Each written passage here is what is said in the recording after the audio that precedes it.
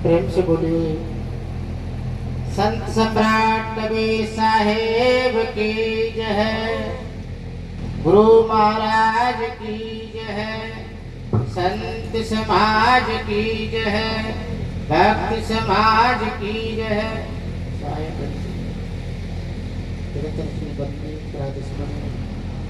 श्री सदगुरुदेव जी की पावन चरण कमलों को कोटि नमन करकर वंदनीय संत समाज समस्त श्रोतागण को मेरा नमन बंदन। थोड़ा सा ध्यान देंगे। अभी जो हमारे भक्त लोग पद कह रहे थे, तो एक एक पद का हमको सार समझना है, क्योंकि हमने सत्संग सुन लिया, पद सुन लिए, लेकिन अपने जीवन में आचरण नहीं किया, तो केवल वह गायन कला तक सीमित रह जाएगा। कबीर साहब जी कहते हैं संगत का बहुत असर होता है।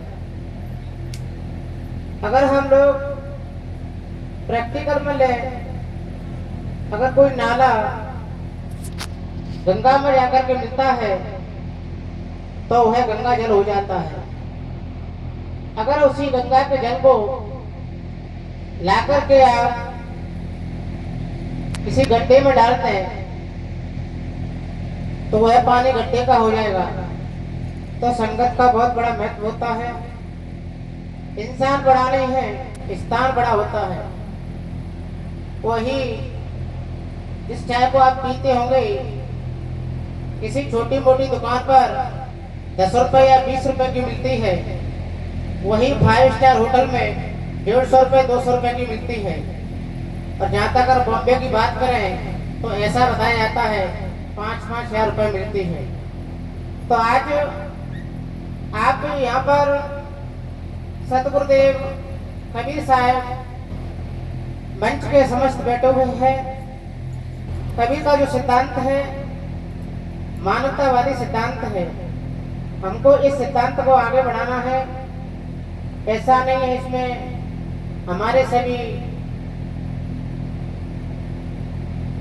सज्जनों की आवश्यकता हो, देवियों की भी आवश्यकता है। अगर कोई भी देवी सोचती है कि मेरी संतान मान बने, तो वह मां बना सकती है। तो इसलिए सत्संग दोनों को सुनना चाहिए। वैसे अभी तक जो मैंने निरीक्षण किया है आपके क्षेत्र का, तो शायद ऐसा लग रहा है यहाँ पर कबीर साहब की जो ज्ञान की चर्चा है सतगुरुदेव की कृपा से काफी समय से प्रभावित हो रही होगी। देवी सज्जनों, हमें ये विचार करना है कि हम कल्याण के लिए इधर उधर भटकते हैं। कोई मंदिर जाता है, कोई तीर्थों में जाता है, लेकिन कल्याण कहीं नहीं है। सतगुरुदेव कहते हैं हृदय बसते हो राम न जाना, कहे कबीर खोजे हसमाना। हम आसमान में उस परमात्मा को, परम तत्व को खोजते हैं, लेकिन वह तुम्हारे अंदर तुम्हारा खुद का स्वरूप है। जब तक हम अपने आचरण व्यवहार नहीं सुधारेंगे, जब तक कोई बच्चा LKG, UKG फर्स्ट क्लास में नहीं पढ़ेगा, तब तक आगे की पढ़ाई नहीं कर पाता है। यहाँ पर कुछ ऐसे भी व्यक्ति बैठे होंगे जो छोटी छोटी क्लासों में पढ़ रहे होंगे। सत्संग की परिभाषा बता रहा हूँ मैं। कुछ ऐसे जिज्ञासु पिपासु मुमुक्षु होंगे जो अपने कल्याण मार्ग का रास्ता ढूंढते होंगे। तो अधिकांश यहाँ पर जितने भी श्रोता हैं, शायद मैं समझता हूँ सभी गुरुमुख होंगे, सभी ने गुरुदेव बना लिए होंगे। तो वो गुरुदेव से इस संपर्क में जरूर पूछा करें कि हमारी यहाँ तक की पढ़ाई हो गई है, अब हमें आगे क्या करना है। गुरुदेव बारीकी से समझाते हैं, लेकिन हम करते क्या है, अपने विचारों को पवित्र नहीं करते हैं। हम मन इधर उधर दौड़ता है। हम सत्संग तो करते हैं, लेकिन जब कोई हमें राम का भक्त मिलता है, कृष्ण का भक्त मिलता है, तो वो ये कहता है कि कबीरपंथी राम को नहीं मानते हैं, कृष्णपंथी कहते हैं आप लोग कृष्ण को नहीं मानते हैं। तो कुछ लोग हम उस समय भ्रमित हो जाते हैं, हमें अपनी बात को मजबूती से नहीं रख पाते हैं। आपको जवाब करना चाहिए कि भाई हम कृष्ण को मानते नहीं हैं, लेकिन कृष्ण को जानते हैं। अगर आप राम को मानते हैं तो क्या मानते हैं?